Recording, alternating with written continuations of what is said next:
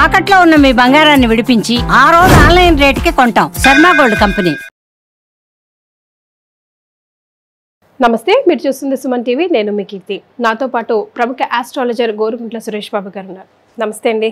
కీర్తి గారు నమస్కారం అండి. సో సురేష్ గారు, మనం ఉగాది కొత్త సంవత్సరంలోకి కొత్త ఆశలతో, కొత్త కోరికలతో, కొత్త రెక్కలతో అడుగు పెడతా ఉన్నాము. ముఖ్యంగా మనం సింహరాశి వారి గురించి ఈరోజు తెలుసుకోబోతున్నాం కదా.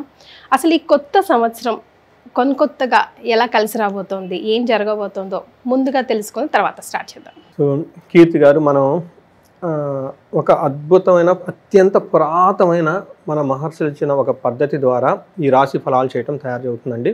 అంటే జ్యోతిష శాస్త్రంలో చాలా ఉంటాయండి, చాలా కాన్సెప్ట్లు, చాలా టెక్నిక్స్ ఉంటాయి. నార్త్లో కొన్ని, సౌత్లో కొన్ని, కేరళలో కొన్ని. మన ఇండియన్ ఆస్ట్రాలజీని వేరే కంట్రీస్ని అడాప్ట్ చేసుకొని వాళ్ళు మళ్ళీ అప్గ్రేడ్ చేసి మళ్ళీ అది మనం తీసుకొని చాలా ఉందండి. ఇట్స్ ఎప్పటి నుంచో ఉన్న జ్ఞానం అండి.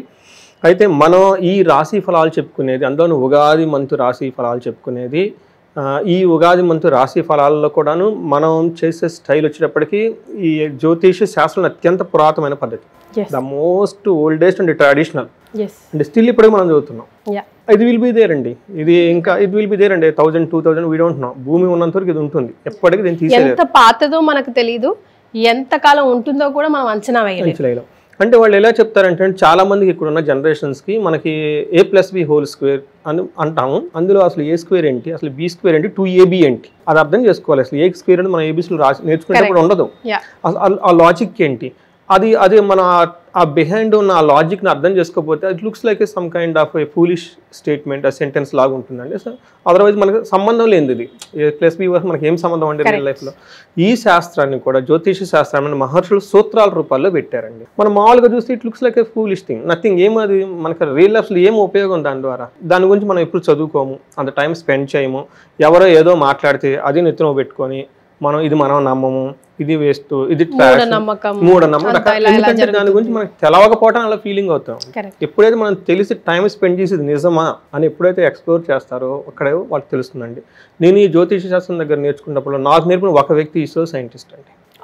చూడండి హౌ, బికాస్ దీన్ని బ్రెయిన్ రీసెర్చ్ బ్రెయిన్స్ అండి. వాళ్ళు రీసెర్చ్ చేస్తారు, ఇది ఎందుకు పెట్టారు, దీని వెనక లాజిక్ ఏంటి, అసలు ఏముంది, మొత్తం స్క్రిప్చర్స్ తీయటం, చదవటం, అర్థం చేసుకోవటం. వాళ్ళు దానికి టైం స్పెండ్ చేసి పర్సనల్గా నాన్ ప్రొఫెషనల్ టైం స్పెండ్ చేసి వాళ్ళు ఇది ఇంత గొప్పదా అని వాళ్ళు స్క్రూటినీ చేసిన వాళ్ళే ఎవ్వరు కూడా కొట్టివేయరండి. మధ్య అటు ఇటు కాకుండా హాఫ్ నాలెడ్జ్తో ఉన్న వాళ్ళే ప్రాబ్లం అంతా క్రియేట్ చేసేది. సో ఇది మనం చెప్పుకుంటే ఈ సంవత్సరం యొక్క పేరులోనే మనకి దీని ఫలితం అంతా ఉంటుందండి. మనకి లాస్ట్ ఇయర్ క్రోధి నామ సంవత్సరం అని చెప్పుకున్నాం. క్రోధి అంటే కోపం. ఎక్కడ కోపం అంటే నేచర్, మనుషుల మీద కోపం ఉంటుంది. మనం చూసాం కదండి, మనకి సైక్లోన్స్ దగ్గర నుంచి, తర్వాత వాతావరణం దగ్గర నుంచి, రాజుల మధ్య గొడవ, దేశాల మధ్య గొడవ, బాంబులు వేసుకోవటాలు, ఈ న్యూస్లు అంతా ఇవే చూస్తూ ఉండేవాళ్ళం. టెర్రరిస్ట్ అటాకులు కానివ్వండి, ఇప్పుడు కాలిఫోర్నియాలో పెద్ద మన కలామిటీస్, ఫైర్ వచ్చేటప్పటికి అన్ని ఇళ్ళని కాలిపోవటము, ఇలా రకరకాలన్నీ జరిగినాయండి. ఏమైనా రాజకీయ పార్టీలు వచ్చేటప్పటికి చాలా రాజకీయ పార్టీలు మారిపోయి ఉన్నాయి, మనం చూసి ఉన్నాం అనమాట. సో వీటికి సంబంధించిన ఏంటంటే క్రోధింగ్, కోపం, ఒకళ్ళ మీద ఒకళ్ళకి కోపం, మనుషుల మీద మనుషులకి, రాజకీయ పార్టీల మీద పార్టీల కోపం, నేచర్ మీద మనకు కోపం, మనం నేచర్ మీద కోపం, ఇలా ఈ క్రోధంతో గడిచిపోయిందండి. అయితే ఈ సంవత్సరం ఏంటంటే దీని పేరు శ్రీ విశ్వవసు నామ సంవత్సరం. శ్రీ అని ఎప్పుడైతే ఉంటుందో అది శుభం, ఐశ్వర్యం అండి. సో దీని పేరే శ్రీ అని పెట్టేసుకున్నాం. అందులోనే విశ్వవసు నామం. విశ్వం అంటే యూనివర్స్, అంటే బిగ్ కాస్మిక్, ప్రపంచం. సో మన తల పైకెత్తి చూస్తే మొత్తం విశ్వమే. సో ఇప్పటిదాకా మనం ఒకళ్ళ మీద ఒకళ్ళు, నేను మిమ్మల్ని, మీరు నన్ను చూసుకొని మీరు నన్ను హెడ్ చేసుకోవడం కాదు నాయన, ఒకసారి పైకెత్తి చూడండి, మనం పెద్ద ప్రపంచంలో ఉన్నాము. ఇవి ఎన్నే ఉంటే పక్కన మర్చిపోండి, మన ప్రపంచం చాలా పెద్దది. ఎక్కడైనా మీకు కాకపోతే, నచ్చకపోతే దాన్ని వదిలేసి ముందుకు వెళ్ళిపోండి, డోంట్ స్ట్రక్ దేర్ అన్నట్లుగా ఈ యొక్క సంవత్సరం మనకి ఒక దిశా నిర్దేశం చేసి చూపిస్తుంది. ఆపర్చునిటీస్ చాలా ఉన్నాయి. తర్వాత మనకి వశు అన్నదానికి మీనింగ్ కూడా సంపద అని వస్తుందండి. శ్రీ విశ్వ వశు అంటే యూనివర్స్ అంతా మనకి సంపదమయమే, లేదు అన్న ఫీలింగ్తో ఉండొద్దు. So you dig it, I will give it అన్నట్టుగా. అవునండి. సో ఏమవుతుందంటే ఈ విశ్వంలో ఆపర్చునిటీ చాలా ఉంటుంది, అద్భుతమైన వనరులు ఉంటాయి, అది తీసుకోవాల్సిన బాధ్యత మంది. వస్తే మీ దగ్గర లేదు అన్న ఫీలింగ్ అయితే లేదు, మీకు ఏది కావాలో అంతా ఉంది అన్నదాన్ని కూడా సింబాలిక్ చూపిస్తుంది. ఇంకొకటి ఏమంటే అందమైన అమ్మాయి. వశు అంటే దానికి బ్యూటిఫుల్ యంగ్ గర్ల్ని కూడా రిప్రజెంట్ చేస్తుంది. ఎప్పుడైతే మనకి బ్యూటిఫుల్ యంగ్ గర్ల్ ఉంటే మనం ఎలా ఉంటామండి, it is obligation to everybody, it is enjoy to everybody also. It is also shows like young nature, it shows always like progressiveness, optimism. So ఇలా attraction towards the goals ఇట్లా అన్నీ మనకు చూపిస్తుంది అనమాట. అందుకని చెప్పేసి ఈ విశ్వవసునామ సంవత్సరం అంటే ఈ పేరులో ఉన్న విధంగా అందరికీ సంపదలు వచ్చే ఒక మంచి సంవత్సరం అని, ప్రతి ఒక్కరికి చాలా బ్రాడ్ మైండ్గా ఉండేసి వెల్ యాక్సెప్టెడ్గా ఉండే తత్వం ఎక్కువగా ఉంటుంది. అంతేకాకుండా ప్రతిదానికి అట్రాక్షన్ ఉంటుంది. Okay, how a beautiful girl is attractive to the home, ఇది ఎక్కడ కానీ అక్కడ కానీ. తర్వాత how she so nice and active, ప్రతి ఒక్కరు కూడా అలా ఉంటారు, ప్రతిదీ సృష్టిలో ఉంటుంది అని మనం తెలుసుకోవాలి అని చెప్పేసి మనకు శ్రీ విశ్వవసునామ సంవత్సరం అంతా అలా ఉంటుంది. సో వెరీ పాజిటివ్, అందులోనూ డౌటే లేదు. తర్వాత వచ్చేటప్పటికి ఈ పేర్లు మనకు ఎలా వచ్చినాయి, చాలా మందికి తెలవని విషయం ఏంటంటే 60 సంవత్సరాలు ఉంటాయండి. నా చిన్నప్పుడు ఎప్పుడు బాగా చదువుకున్నప్పుడు ఉండే ఈ 60 సంవత్సరాలు తెలుగు సంవత్సరాల పేర్లు. మరి ఇప్పుడైతే ఆ టెక్స్ట్ బుక్స్లో ఉన్నాయో అయితే డౌట్. మా అబ్బాయి టెక్స్ట్ బుక్స్లో చూస్తే ఇప్పటి వరకు లేవు. అందులో 60 సంవత్సరాల పేర్లు, తర్వాత నక్షత్రాల పేర్లు, తర్వాత రాసుల పేర్లు ఇవన్నీ ఉండేవి. చదువుకొని బై హార్ట్ చేసుకుని ఉండేవాళ్ళం. బట్ ఆ జనరేషన్ పోయిందేమో నాకు తెలిసి అయితే ఇంక ఈ జనరేషన్కి అయితే ఇవి ఉన్నాయో లేదో కూడా తెలియదు. సో మనకి తెలుగులో 60 సంవత్సరాలు ఉంటాయండి. ఈ 60 సంవత్సరాలకి 60 పేర్లు ఉంటాయండి. సో మన హిందూ శాస్త్రంలో ఉన్న బ్యూటీ ఏంటంటేనండి, టయానికి ప్రతిదానికి పేర్లు ఉంటాయండి. ఇప్పుడు మనం ప్రతిరోజు 12 o'clock, 10 o'clock, 5 o'clock ఈ ప్రతి అవర్లో కూడాను మన జ్యోతిష్ శాస్త్రంలో పేర్లు ఉంటాయండి. ఆ పేరుకు అనుగుణంగా ఆ యాక్టివిటీ ఉంటుంది. అలానే మనకి ఈ సంవత్సరానికి కూడా మనకి ఏంటంటే 60 సంవత్సరాలకి సైకిల్ మారుతూ ఉంటుందండి. ఫస్ట్ మనకి 60 సంవత్సరాలు కానీ మళ్ళీ 60 సంవత్సరాలు. అందుకని మనకి అంటే మనిషి యొక్క ఆయుష్ 120 years అయితే ఈ కలియుగం ప్రకారం మన జ్యోతిష్ శాస్త్రం ప్రకారం 120 years. అయితే ఎప్పుడైతే 60 years కంప్లీట్ అయిపోయింది, అతను ఒక సైకిల్ కంప్లీట్ అయ్యారు కాబట్టి షష్ఠి పూర్తి అయ్యారు. అందుకని 60 సంవత్సరాలు చేసుకుంటారు. మళ్ళీ రెండో సైకిల్ స్టార్ట్ అవుతుంది కాబట్టి ఆ ఫేని అతను లైఫ్ క్రాస్ అయ్యాడు. అందుకని మిడిల్ ఏజ్ అంటారు 60. ఓకే, మిడిల్ ఏజ్ తర్వాత అది డిఫరెంట్ ఇష్యూ అనుకోండి. అయితే ఇప్పుడు మనకి ఈ 60 సంవత్సరాలు ఎలా వచ్చినాయి అంటే మనకి పురాణాల ప్రకారము వీళ్ళ ఈ 60 సంవత్సరాలు కూడా నారద మహర్షి యొక్క సంతానం అని చెప్తారు. అవునండి. సో వీళ్ళకి నారద మహర్షి తన కొడుకులు యుద్ధానికి వెళ్ళినప్పుడు వాళ్ళందరూ చనిపోతారు. అప్పుడు నారద మహర్షి పుత్ర యొక్క శోకంతో ఏడ్ చేసుకుంటాడు. ఏంటి నాకు ఇలా చేసావు, ఎప్పుడు నారాయణ నారాయణ నేను చెప్పిస్తుంటాను కదా, నాకు ఇంటికి పుత్ర శోకం అనగానే అప్పుడు ఆయన విష్ణుమూర్తి వచ్చేసి సృష్టి స్థితి లయ. మనకి విష్ణుమూర్తి అనగానే స్థితి ఉన్నదాన్ని కాపాడుకుంటూ ఉంటాడు, దీన్ని సస్టైన్ చేస్తూ ఉంటారు. కాబట్టి ఈ సృష్టి సస్టైన్ అవ్వటానికి కాబట్టి టైంలో చాలా ఇంపార్టెంట్. కాబట్టి ఈ మీ యొక్క కుమారులు మళ్ళా బతికి వీళ్ళు 60 సంవత్సరాలుగా ఈ సృష్టిని నడిపిస్తూ సైకిల్ నడిపిస్తూ ఉంటారు. ఒక్కొక్క సంవత్సరం వచ్చేటప్పటికి ఒక్కొక్క నీ కుమారుడు రిప్రజెంటేషన్ చేస్తూ ఉంటారు, వాళ్ళ యొక్క తత్వాన్ని ఇందులో బోధిస్తూ ఉంటారు అని చెప్పేసి వరం ఇస్తారండి. అందుకని చెప్పేసి ఇప్పుడు మనం చేసే ఈ 60 సంవత్సరాలు కూడాను నారద మహర్షి యొక్క కుమారుల యొక్క పేరు, వాళ్ళ యొక్క తత్వం ఇక్కడ ఉంటుంది. సో ఇదంతా మనకి సస్టైనబిలిటీ అంటే మనం పుట్టాం కాబట్టి ఉన్నంత వరకు మనం ఎలా ఉండాలి, హ్యాపీగా, ఉత్సాహంగా, తర్వాత ఆనందభరితంగా, శోభాయమయంగా ఉండాలి. సో బాధపడుతూ ఉండకూడదు అన్న ఒక తత్వాన్ని కూడా ఇందులో పెట్టారండి.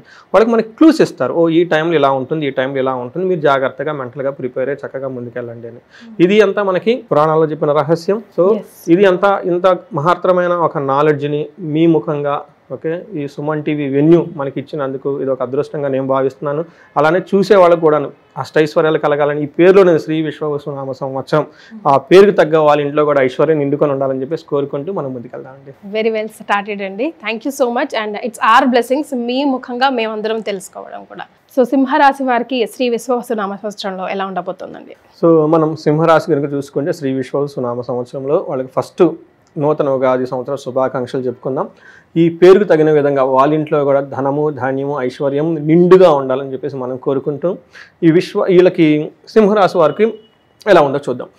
ఫస్ట్ నక్షత్రాలు కనుక చూసుకుంటే వీళ్ళకి మకా 1, 2, 3, 4 పాదాలు, పుబ్బ 1, 2, 3, 4 పాదాలు, ఉత్తర ఫస్ట్ పాదం అంతా మనకి సింహరాశిలో ఉంటారు. అయితే మనకి పేరు బలం కనుక చూసుకుంటే వీళ్ళకి మా, మీ, ము, మే, మో, టా, టీ, టు, టే ఈ అక్షరాలు ఇదే పేరుతో ఉన్న మోరార్ల సౌండ్ పేర్లు అంతా కూడా మనకి సింహరాశి కింద వస్తారు.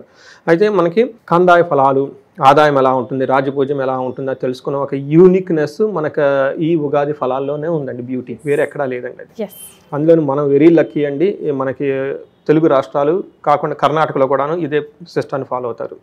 కొంత పార్ట్ ఆఫ్ కేరళలో కూడా ఇదే సిస్టాన్ని ఫాలో అవుతారు. ఒక సింపుల్ న్యూమరిక్స్తో మనం ఎంటైర్ మొత్తం సమరీ ముందుగానే తెలుసుకోవచ్చు. కార్ నడిపే వాళ్ళకి డాష్ బోర్డులు అన్ని తెలుసుకున్నట్లు తెలుసుకోవచ్చు. ఇందులో మనకి ఆదాయము, వ్యయము, రాజ్యపూజ్యము, అవమానం చెప్తూ ఉంటారు.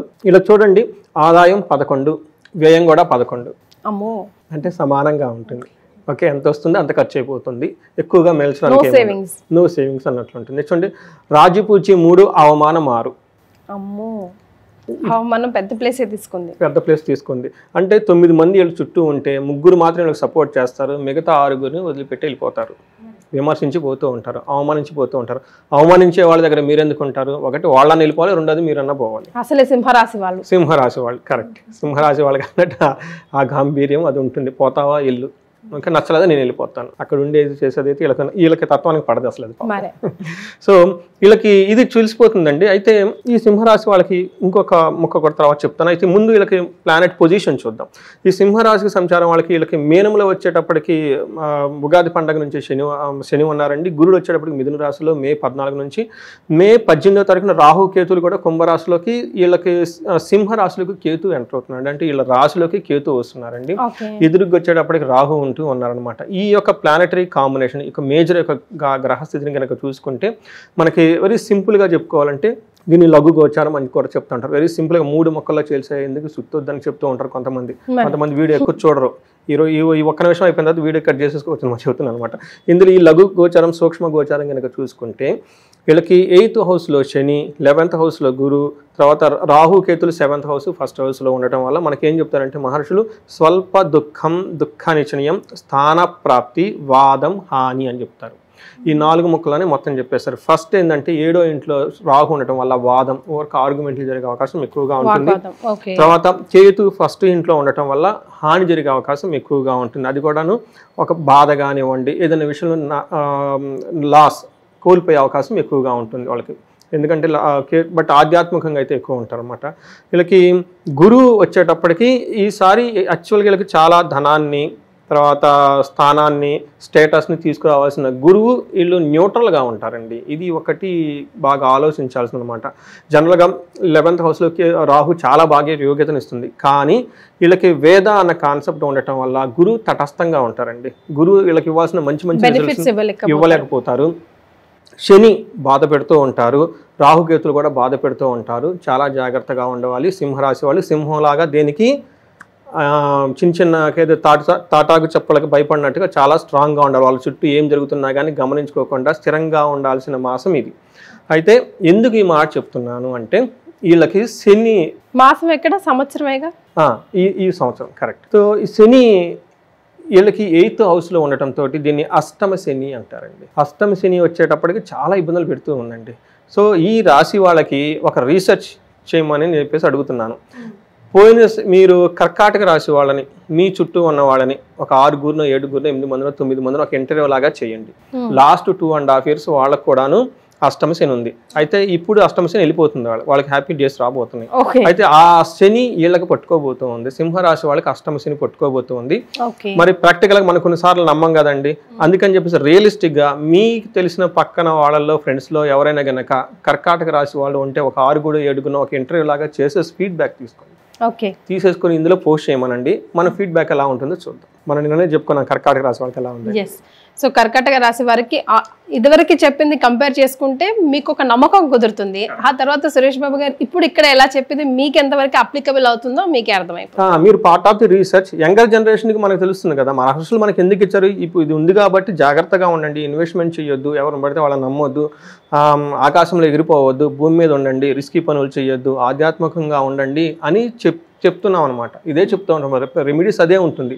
ఇది ప్రాబ్లం ఉంది కాబట్టి ఇది చేస్తే లైఫ్ స్మూత్గా ఉంటుంది. ఇది తెలవకపోతే బ్లైండ్గా వెళ్ళిపోయేసి ఇబ్బందులు పడిపోయేసి డబ్బులు కోల్పోయి టైం కోల్పోయి మానసిక ఒత్తిడి ఎంత అండి అది లైఫ్ ఈజ్ వెరీ ఇంపార్టెంట్ అండి. మనం మిస్టేకులు చేసుకుంటూ పోతే లైఫ్లో ఏం ఎంజాయ్ చేస్తాము. అందుకని వీళ్ళకి రియల్ టైం ప్రూఫ్ కావాలంటేనండి వాళ్ళ చుట్టూ ఉన్న ఒక 10 మందినో 6 7 కర్కాటక రాశి వాళ్ళకి అడిగే లాస్ట్ 2.5 years మీకు అష్టమ శని నడుస్తుంది, ఈ ప్రాబ్లమ్స్ మీరు ఫేస్ చేస్తారా లేదా అని చెప్పేసి రీసెర్చ్ లాగా చేసేసి ఇందులో పెట్టేశారు అనుకోండి, వాట్సాప్లోనూ వాటిలోనూ లేకుంటే మన కామెంట్స్లో చూసేవాళ్ళు చూసేసి ప్రికాషన్స్ తీసుకుంటారండి. అందుకని మనకి మహర్షులు మనకి ఏం చెప్తారంటే సహనాభవతు సహ వీర్యం కరవావహై. దాని మీనింగ్ ఏంటంటే లెట్ us do together. ఏం చేసిన సహా మీన్స్ టుగెదర్ అండి. ఓకే, మనం ఒకళ్ళనొకళ్ళు రక్షించుకోవాలి, ఒకళ్ళనొకళ్ళు కాపాడుకోవాలి, అందరం కలిసి ముందుకెళ్ళాలి, ఎక్కడ ఫైట్ చేసుకోకూడదు అన్నదే మన యొక్క హిందూ యొక్క ఫిలాసఫీ, వేదాల యొక్క ఫిలాసఫీ. మీ ఎక్స్పీరియన్స్ వాళ్ళకి షేర్ చేయండి. కరెక్ట్, మీ ఎక్స్పీరియన్స్ వాళ్ళకి మీ అనుభవాలు వాళ్ళని అనుభవం నుంచి దాటేసేలా చేస్తాయి. ఎగ్జాక్ట్లీ అది ఎంత పుణ్యం అండి వాళ్ళకి, 100%. చాలా పుణ్యం కదండి. మనకి మంచి పని చేయాలంటే ఇదొక మంచి పుణ్యం. అందులోనే సింహరాశి వాళ్ళకి ఈ పని చేస్తే ఇంకా కలిసి వస్తుంది. ఎందుకంటే సింహరాశిలో ఒక రెమెడీ ఏంటంటే అష్టమ శని వాళ్ళకి, శని వచ్చేటప్పటికి మనకి వృద్ధుడండి. శనికి సేవ చేయటం చాలా ఇష్టం. అంటే మనకి దేవతలకు ఒక్కొక్కటి అంటే చాలా ఇష్టం అండి. అందులోనూ శనికి సేవ అంటే భలే ఇష్టం. టెంపుల్లో సేవ చేయటం, అనాథులకు సేవ చేయటము, తర్వాత ఎక్కడికి వెళ్ళినా కానీ సేవా భావంతో కనుక శనికి బలి నచ్చుతుంది. అందుకని చెప్పేసి మీరు యాన్షియంట్ స్క్రిప్చర్స్ గురించి వర్క్ చేసి, మహర్షుల జ్ఞానాన్ని గురించి వర్క్ చేసి, దానికి సంబంధించిన రీసెర్చ్ చేసి, వేరే వాళ్ళకి వాళ్ళ మైండ్ని అప్లిఫ్ట్ చేసి వాళ్ళ గైడెన్స్ కూడా ఒక సేవ. సో ఇది వాళ్ళకి పార్ట్ ఆఫ్ రెమెడీస్ కూడా. ఇలా మహర్షుల యొక్క జ్ఞానాన్ని అందరికీ పంచుకోవటం, చూసుకోవటం, ఆధ్యాత్మిక గురించి మాట్లాడటం కూడా ఒక రెమెడీ వాళ్ళకి. సో సింహరాశి వాళ్ళకి ఈ ఎక్సర్సైజ్ చేస్తే చాలా ఇది ఒక రెమెడీ కూడా అవుతుంది అనమాట. ప్లస్ వాళ్ళకి వాస్తవం కూడా తెలుస్తుంది అనమాట. సో వీళ్ళకి అష్టమంలో కనుక శని ఉంటే ఏం చెప్తారంటే మన మహర్షులు, నానా కార్య విరోధచ్చ వ్యాధి పీడాం ధనక్షయం అపమృత్యు భయం ప్రాప్తి రష్టమస్తే శనో భవేత్ అని మనకు చెప్తూ ఉంటారు మహర్షులు. సంస్కృతంలో ఏం చెప్తారంటే నానా కార్య విరోధచ్చ అంటే ఏ పని చేసినా కానీ ఆ పనిలో గొడవలు వస్తాయి. ఓకే. సో అందుకని అప్పటిదాకా బాగున్న భార్యాభర్తలు కొట్టుకోవటం, అప్పటిదాకా పార్ట్నర్స్ చక్కగా బిజినెస్ చేసిన వాళ్ళు గొడవలు పట్టము, అప్పటిదాకా బాస్కి ఎంప్లాయీస్ బాగున్న వాళ్ళు వాళ్ళ మధ్య గొడవలు రావటము, లేదంటే వీళ్ళు ఒక బిజినెస్ కనుక స్టార్ట్ చేసి వీళ్ళకి కస్టమర్స్కి గొడవ రావటం, ఇలా వచ్చేస్తూ ఉంటాయి. వ్యాధి పీడం, దీనితో పాటు వీళ్ళకి వ్యాధి ప్రాబ్లం కూడా అవుతుంది. ధనక్షయం, ధనం అనేది వీళ్ళు కరిగిపోతూ ఉంటుంది. ఇప్పటిదాకా వచ్చే ధనం ఫస్ట్ రాదు, వీళ్ళు ధనము కూడబెట్టుకున్నది కూడా పోయే అవకాశం ఎక్కువగా ఉంటుంది. అందుకని ఇన్వెస్ట్మెంట్లు చేయటము, పెద్ద ఇన్వెస్ట్మెంట్లు చేయటము, తర్వాత ధనానికి హెవీగా ఇన్వెస్ట్ చేయటము, వేరే వాళ్ళని నమ్మి డబ్బు ఇవ్వటము, ఇలాంటి పనులు చేస్తే ఆ ధనం మీకు రాదు, రిలేషన్షిప్ పోతుంది, మీరు వేరే అప్పులు చేసి మళ్ళీ వడ్డీలు కట్టలేక లైఫ్ అంతా పాడైపోతుంది. చాలా కేర్ఫుల్గా ఉండాలి. అందుకని సింహరాశి వాళ్ళు మీ కొలీగ్స్ ఎవరైనా కానీ కర్కాటక రాశి వాళ్ళు ఉంటే ఫస్ట్ పోయేసి ఇంటర్వ్యూ చేసేసుకోండి. తర్వాత అపమృత్యు భయం, వీళ్ళకి అయ్యో మనం ఉంటామో పోతామో అన్న భీతి ఉంటుందండి. అది చాలా డేంజర్ అండి. ఏదో ఒక హెల్త్ ప్రాబ్లం వస్తుంది, మన మైండ్ పర్సెప్షన్స్తో మారిపోతుందండి లైఫ్లో. మా లైఫ్ ఎంత చాలా స్మాల్ కదండి. ఏదన్నా నైట్ పూట జరిగితే ఉదయానికి లెగిస్తే ప్రపంచం కొత్తగా ఉంటుందండి. అందుకని చెప్పి ఇలా భయపడే అవకాశం ఎక్కువగా ఉంటుంది. కాబట్టి ఈ విషయంలో చాలా కేర్ఫుల్గా ఉండాలి. అంతేకాకుండా వీళ్ళకి 10th హౌస్లో 5th హౌస్లో శని దృష్టి కూడా ఉండటంతో గెయిన్ లెస్, ఏదైనా కనుక పని మనం సంపాదించుకుందాం 10 రూపాయలు అని మనం ట్రై చేస్తే అందులో మనకు ఆదాయం రాదు. లేబర్ చాలా హార్డ్ వర్క్ చేయాల్సి వస్తుంది. నేను ఎక్కువ మందికి ఇదే చెప్తున్నాను. అంతకుముందు ఒక ఫోన్ కాల్తో అయ్యే పని ఆ ఫోన్ కాల్ ఎత్తరు మీది. రెండోది మీరు 10 సార్లు వాళ్ళ చుట్టూ ప్రదక్షిణాలు చేస్తే కానీ పని అవుతుంది. మీకేంటి ఇచ్చి ఇప్పుడు దాకా నాకు వాళ్ళ దగ్గరికి ఎందుకు పోవాలి, ఈ టైప్ డిగ్నిటీ అదంతా వదిలేసుకోవటం. ఇంకా పని కావాలంటే పని మీద కాన్సన్ట్రేట్ చేయటం, ఎదుటి వాళ్ళు ఏంటి పని అవుతుందా లేదన్నది మాత్రమే ఫోకస్ చేసుకోవాలి. అంతేకాకుండా మనీ లాస్ ఆఫ్ ఎంప్లాయ్మెంట్, ఈ టైంలో వీళ్ళు జాబుని కోల్పోవటము లేదంటే జాబ్ చేంజ్ అవ్వటం సంథింగ్ అనేది నెగిటివ్గా అయితే జరుగుతూ ఉంటుంది. అంతేకాకుండా 5th హౌస్లో దృష్టి ఉండటం, తర్వాత లవ్ ఫెయిల్యూర్ లాంటివి, రొమాన్స్ ఫెయిల్యూర్ లాంటివి కూడా అవకాశం ఎక్కువగా ఉంటుంది. తర్వాత పిల్లలకు కూడా హెల్త్ కాంప్లికేషన్స్ వచ్చే అవకాశం ఎక్కువగా ఉంటుంది. అష్టమ శని అంటే ఏంటంటే అష్ట కష్టాలు అంటారు. అష్ట కష్టాలు అంటే ఏంటంటే ధనం పోవటం, తర్వాత మానవమానం పోవటం, హెల్త్ పోవటం, తర్వాత ఎవరిని మాట వినకుండా ఉండటం, 8 రకాల కష్టాలు అన్నమాట. అన్ని ఎమోషన్స్ మీ మీద బ్లేమ్స్. నేను శ్రీరామచంద్రుని మంచివాడు అనుకో, నాకు తెలుసు అది, బట్ చూసేవాళ్ళు ఎన్ని పనులు చేసి వస్తున్నాడు బాబు అనుకుంటారు. అంతే కదండి. మనకి అవమానం అంటే అంతే కదా. నువ్వు ఎక్కడ దొంగతనం చేసుకొచ్చావు, ఎక్కడ చూసి వచ్చావు, ఇంకా రకరకాలు వచ్చేస్తాయండి. రకరకాల ఆలోచనలు వచ్చేస్తాయి. కష్టపడి తన ఐదు సంపాదించుకుంటే ఏ పాడు పని సంపాదించడం అనుకుంటారు. అలాంటివన్నీ అది మనకేమంటారు అవమానాలు అన్నమాట. ఇవన్నీ అష్ట శని ఉండటం వల్ల వచ్చే అవకాశం చాలా ఎక్కువగా ఉంది. కాబట్టి వీళ్ళు రెమెడీస్ చాలా చక్కగా చేసుకొని ఫస్ట్ ఇది తెలుసుకోవాలి, ఇలా ఉంటుంది అని తెలుసుకోవటం ఒక పెద్ద రెమెడీ. మనకి జ్యోతిష శాస్త్రంలో పంచాంగ శ్రవణము, తర్వాత ఇది ఏంటనే ఒక రెమెడీ అండి. గుళ్ళల్లో చెప్తారు ఇది పవిత్రమైనది, ఇది మనకి ఉగాది పండుగని టెంపుల్స్లో చెప్పుకుంటాం. ఎందుకంటే ఇది దైవ జ్ఞానం అండి, మహర్షులు ఇచ్చిన జ్ఞానం. మహర్షులు బ్రహ్మ దగ్గర నుంచి డైరెక్ట్గా తీసుకుని మహర్షులు మనకి ఇచ్చారు. మనం హ్యాపీగా ఉండటం గురించి క్లూస్ ఇస్తున్నారు వాళ్ళు. వాటిని ఫాలో అవుతూ మనం జాగ్రత్తగా రెమెడీ చేసుకుంటే హ్యాపీగా ఉండొచ్చు. అట్లీస్ట్ తెలుసుకోవాలి. తర్వాత వీళ్ళకి గురువు కూడాను యాక్చువల్గా 11th హౌస్లో ఉండి చాలామంది మిస్టేక్ చేసుకుంటారు. 11th హౌస్లో గురువు చాలా లాభప్రదంగా ఉంటుందని. కానీ ఈసారి గురువు వీళ్ళకి 11th హౌస్లో ఉన్న సరైన రిజల్ట్ ఇవ్వరండి. యాక్చువల్గా అయితే గురువు వీళ్ళకి వంశాభివృద్ధిని, తర్వాత స్వతంత్రాన్ని, విజయాన్ని, శత్రువుల మీద గెలవటాన్ని, మంత్రసిద్ధిని, ఇవన్నీ గురువు యాక్చువల్గా ఇవ్వాలి వీళ్ళకి. కానీ వేద ఉండటం వల్ల గురువు తటస్థమయంగా ఉంటారు, అవన్నీ ఇవ్వరు అనమాట. అవన్నీ బ్లాక్ అయిపోయి ఉంటాయి. అందుకని వాళ్ళకి గురువు రావాల్సిన ఫలితం అయితే రాదు. కానీ 3వ ఇంటి 7వ ఇంట్లో వల్ల కొంచెం దృష్టి ఉండటం వల్ల ఈ టైంలో వీళ్ళకి బ్రదర్స్ దగ్గర నుంచి మంచి హెల్ప్ వచ్చే అవకాశం ఎక్కువగా ఉంటుంది. తర్వాత మ్యారేజ్ కాని వాళ్ళకి మ్యారేజ్ అయ్యే అవకాశాలు ఎక్కువగా ఉండే అవకాశం ఎక్కువగా ఉందండి. ఇది వచ్చేటప్పటికి గురువు వల్ల వీళ్ళకి వచ్చే మనకి రిజల్ట్ అని చెప్పుకోవాలి. అయితే 7వ ఇంట్లో రాహు కూడా ఉండటం వల్ల ఏమవుతుందంటే అండి, ఇది కూడా మనకి అంత అనుకూలమైన టైం కాదు, కొంచెం కేర్ఫుల్గా ఉండాలి. రాహు కూడాను 7వ ఇంట్లో ఉండటం వల్ల గొడవలు అయ్యే అవకాశం ఎక్కువగా ఉంటుంది. మనకి మహర్షులు ఏం చెప్తారంటే సర్వధన ఫలం స్వల్పం, సర్వధాన్య ఫలం స్వల్పం. మనం ఏదైనా కనుక పర్టికులర్గా రైతులు కనుక ఏదైనా పంటలు కనుక పండిస్తూ ఉండే వాళ్ళకి ఆదాయం చాలా చాలా స్వల్పంగా వస్తుంది. బాగా హార్డ్ వర్క్ చేసినా కానీ ఆదాయము కొంచెం వస్తుంది అనమాట. అందుకని చెప్పేసి మన ఎక్స్పెక్టేషన్స్ అది విధంగా తగిన విధంగా రిజల్ట్ రాకుండా ఉండే అవకాశం ఎక్కువగా ఉంటుంది. ఎవరైనా ప్రమోషన్స్ని ఎక్స్పెక్ట్ చేసుకుంటూ ఉంటారు, జాబ్ చేంజ్ అయితే శాలరీ ఎక్స్పెక్ట్ చేసుకుంటూ ఉంటారు, మనకి హెచ్ఆర్ఓలు హైక్స్ అవన్నీ ఇస్తూ ఉంటారు, పెర్ఫార్మెన్స్ అప్రైజల్స్ ఇవంతా. వాటిలో ఎక్స్పెక్ట్ చేసిన దానికంటే చాలా చాలా తక్కువగా వచ్చేసింది. ఏంటి మనం జాబ్ వదిలిపెట్టి వెళ్ళిపోదామా, ఎంత కష్టపడ్డాను, ఇదేంటి కొంచెం హైక్ ఇచ్చారు, ఈ టైప్ డిస్సాటిస్ఫాక్షన్ వచ్చే అవకాశం ఎక్కువగా ఉంటుంది. అంతేకాకుండా గమనం వృధా. వీళ్ళకి ఈ టైంలో ఎక్కువగా బాగా తిరుగుతానండి.